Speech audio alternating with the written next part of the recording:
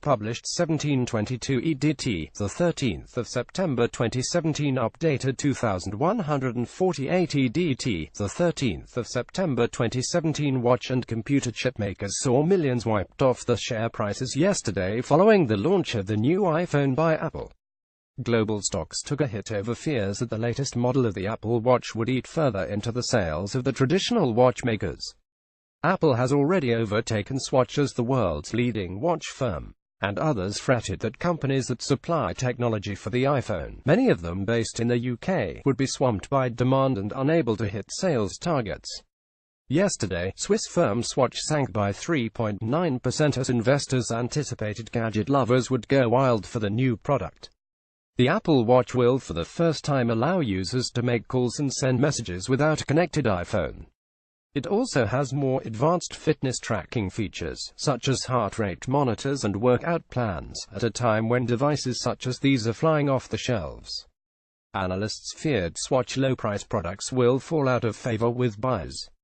And fellow Swiss watchmaker Richemont was also hit, its shares falling by 1.2%. The fact that the new Apple Watch isn't tethered from the phone has the potential to be a game-changer, said John Cox, an analyst at Kepler Cheuvreux. It is a fight for wrist real estate and superb functionality versus a simple quartz watch.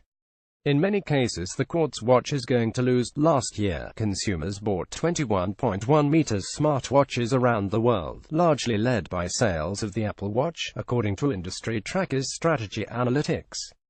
However, the prospect of new competition in the smartwatch market failed to dent the US fitness tracker giant Fitbit, which rose 3.8%. With the new Apple Watch still only compatible with an iPhone, Fitbit told Reuters it believes it still has extensive market room to sell wearable devices which are compatible with all phones.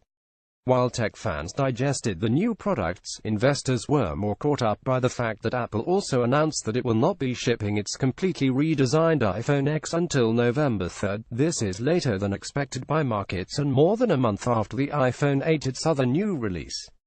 The move sent Apple suppliers south, with investors worrying that firms will not be able to produce enough chips to meet strong demand over the Christmas period.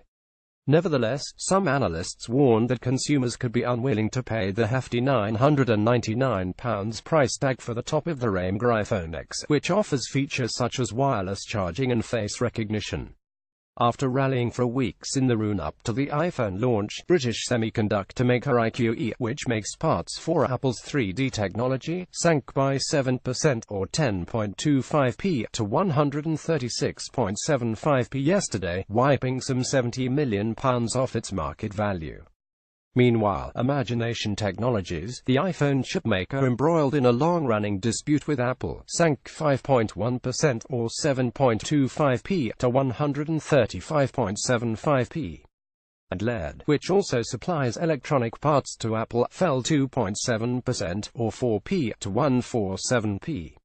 Over on the continent, German-listed Dialog Semiconductor sank 1.6% and Spanish-listed microchip maker AMS fell 3.9%. Apple has dashed the hopes of investors in its UK suppliers as it delays the launch and delivery of its new iPhone, said Chris Beecham, chief market analyst at IG.